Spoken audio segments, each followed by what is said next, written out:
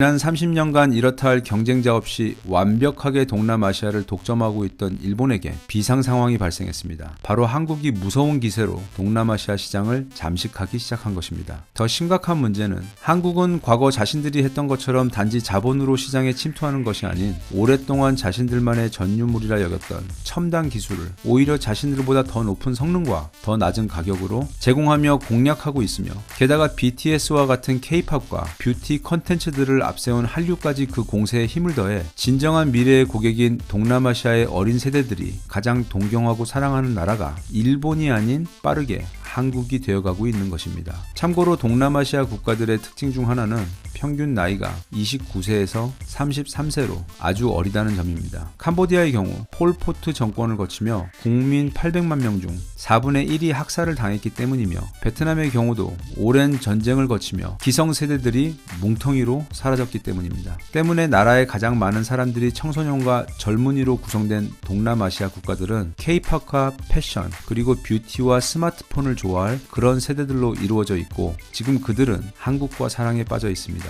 동남아 시장에서 현재 일본은 빛의 속도로 한국에게 밀려나고 있는 상황입니다. 게다가 현재 우리 정부는 신남방 정책이라는 경제 전략을 통해 아주 공격적으로 동남아시아 시장을 공략하고 있어 앞으로 불과 수년 후면 한국은 일본이 지난 30여 년간 공들여 만들어 놓은 알짜 동남아 시장을, 그것도 그 수확 시기 직전에 가져올 것으로 보입니다. 베트남 같은 경우 이미 가장 선호하는 나라가 한국입니다. 베트남 사람들은 압도적으로 한국에 대해 우호적입니다. 저 같은 사람도 베트남에 가면 한국 남자 버프를 받아 꽤 인기를 끌 수 있다는 이야기를 심심찮게 들어왔습니다. 베트남의 대학교에서 가장 빨리 신설되고 또 가장 빨리 신청이 마감되는 학과도 한국어 학과라는 이야기도 자주 전해지고 있습니다. 과거에는 거의 100%에 가까울 정도로 일본 차밖에 없던 베트남에서 올해 가장 많이 팔린 승용 자동차 1위와 2위는 모두 현대차입니다. 게다가 현대차는 현지 대표 생산 기업인 탕콩과 얼마 전 손을 잡았기 때문에 이 기세는 더욱 강해져 내년에는 1위부터 5위까지 모두 현대 기아차가 차지할지도 모릅니다. 현재 상황으로 볼 때 그런 예상은 전혀 무리가 아닙니다. 그리고 박항서 감독님 덕분에 현재 베트남에서 한국의 이미지는 그야말로 최고입니다. 얼마 전 베트남 현지 언론에서 조사한 인물 영향력 설문에서 박항서 감독님은 압도적인 표 차이로 베트남인들이 가장 좋아하고 믿는 사람으로 뽑혔습니다. 2위는 감독님의 제자인 베트남 대표팀 축구 선수였습니다. 삼성은 일찌감치 불안한 중국을 떠나 베트남으로 스마트폰 생산 공장을 옮겼습니다. 작년 한 해 동안 베트남에서 생산한 삼성 스마트폰 수출액은 무려 70조 원에 달합니다. 베트남 국가 전체 GDP가 260조 원입니다. 그것의 거의 4분의 1에 육박하는 매출을 삼성이라는 기업 혼자 제공하고 있는 것입니다. 삼성 없었으면 베트남 GDP는 190조 원대로 훅 떨어지게 되는 것입니다. 그래서 베트남에게 있어 삼성은 신이 준 선물과도 같은 아주 고마운 기업입니다. 그 어떤 일본 기업도 이것과 비슷한 경제적 도움을 그 나라에게 준 역사가 없습니다. 그래서 베트남 현지인들에게 삼성은 애플이나 구글 같은 꿈의 직장이며, 삼성이 있는 한국은 베트남 정부와 국민들에게는 국가적 롤 모델입니다. 삼성 외에도 현대와 SK, 그리고 포스코와 하나은행 같은 대기업들이 이미 베트남에 진출해 있으며 빠르게 베트남 안에서 영향력을 키우고 있습니다. 그 결과 현재 베트남 내에서 일본의 영향력은 정말 빠르게 쪼그라들고 있습니다. 베트남인 절반 이상이 삼성 갤럭시를 쓰고 있으며, 삼성과 LGTV는 과거 샤프와 소니와 같은 일본 브랜드가 90% 넘게 점유하던 시장을 벌써 60% 가까이 잠식했으며, 자동차 시장에서도 판매 상위권 브랜드가 모두 일본 브랜드에서 현대 기아로 바뀌고 있습니다. 게다가 선두 진출한 한국의 대기업들이 현지에서 사업적으로 그리고 윤리적으로 워낙 잘해주고 있어서 한국이라는 브랜드에 대한 현지 정부와 국민들의 신뢰를 상당히 높게 쌓아놓은 상태입니다. 인도네시아에서도 비슷한 상황이 벌어지고 있습니다. 인도네시아는 동남아 국가 중 가장 큰 나라이자 부자 나라입니다. 인구가 무려 2억 7천만 명이나 됩니다. 우리나라 인구의 5배가 넘습니다. 동남아 지역 전체 GDP도 혼자서 40%나 차지하고 있는 대국입니다. 그런 나라가 얼마 전 한국 정부와 세파, 즉 포괄적 경제 동반자 협정을 맺었습니다. 포괄적 경제 동반자 협정, 이거 좀 어려운 말인데요. 쉽게 설명하면 이렇습니다. 두 나라는 서로의 성장을 돕는 친구가 되어 서로 도울 수 있는 것은 적극적으로 도와가며 주요 수출 품목에 대한 관세도 낮추는 것이 아닌 아예 없애버리고, 나아가 기술력이 낮은 쪽은 적극적으로 상대에게 일감을 몰아주고 대신 기술력이 높은 쪽은 그렇게 수주를 하여 수익을 챙기되 일을 진행하며 기술력 지원을 아낌없이 해주자는 그런 아름다운 관계가 바로 세파입니다.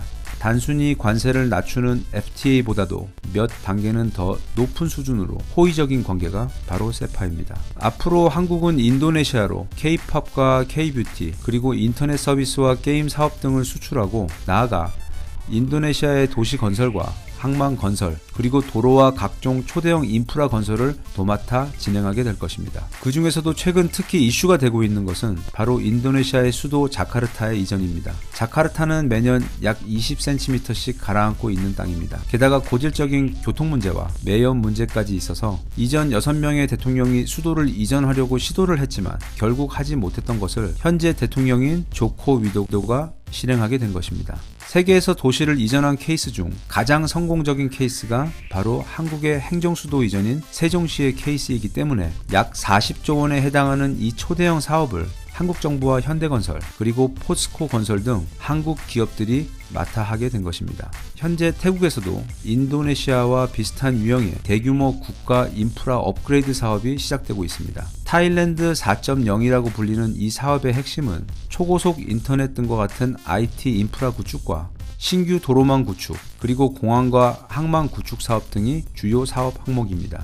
모두 한국이 세계 최고인 분야들이고 이미 인도네시아에서 이와 비슷한 초대형 사업들을 수주한 상태이며, 그 이전에 말레이시아와 싱가포르에서 지난 30여 년간 일본 독점이던 초고압 해적 케이블 사업을 최초로 한국의 LS전선이 수주하였고, 삼성과 현대 그리고 하나은행이 베트남에서 성공적으로 뿌리를 내리며 지금껏 일본 독점이던 동남아 시장을 깨고 빠르게 영향력을 넓혀가고 있는 상황이기 때문에 전통적으로 가장 일본에게 우호적이었던 태국 역시 주변국들처럼 한국으로 돌아설 확률이 아주 높습니다. 영상 앞부분에서 말한 것처럼 지금 동남아는 아주 핫합니다. 하지만 바로 그 동남아에서 가장 핫한 것은 한국입니다. 우리나라 사람들은 한국이 얼마나 대단한지, 얼마나 쿨한 나라인지 잘 모르는 것 같습니다. 그래서 동남아 국가들에게 한국이 어떻게 비춰지는지 잘 모르고 있는 것 같습니다. 한국은 머리도 세계에서 제일 좋아서 세계 최고 대학들에서 수석을 싹쓸이하는 나라입니다. 그리고 세계 수학 올림피아드와 과학대회에서도 우승을 싹쓸이하는 그런 인재들이 사는 곳입니다. 올림픽 경기 중에서도 특히 레슬링, 유도, 펜싱, 양궁, 사격과 같이 싸우는 종목들, 하다못해 스타크래프트나 롤, 오버워치, 배그, 서든어택 등 온라인 게임에서도 그게 싸우는 게임이면 전 세계 연합군까지 모조리 제쳐버리는 무서운 나라가 바로 한국입니다. 단지 온라인에서만 그런 게 아니라 실제 국방력도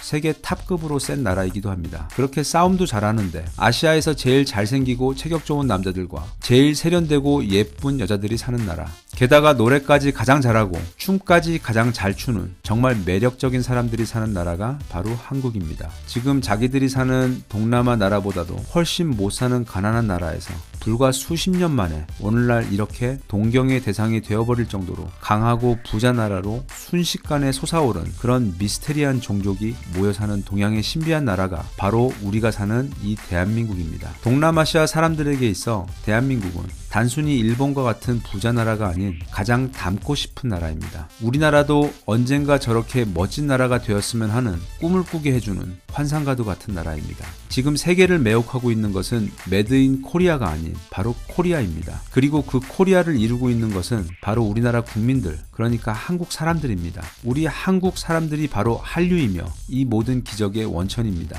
저는 그렇게 똑똑하고 강하고 잘생기고 아름답고 가슴까지 따뜻한 한국인들이 5천만 명이나 살고 있는 이 대한민국에 함께 살고 있다는 게 너무도 자랑스럽고 행복합니다. 이 영상을 보시는 모든 분들께서도 지금 자신이 밟고 서 있는 이 땅이 얼마나 대단한 곳인지, 자기 주변에 있는 한국인들이 다른 나라 사람들이 보기엔 얼마나 미스테리할 정도로 뛰어나고 쿨하고 멋진 민족인지 아시고 저처럼 자부심과 행복을 느꼈으면 좋겠습니다. 대한민국 만세. 감사합니다.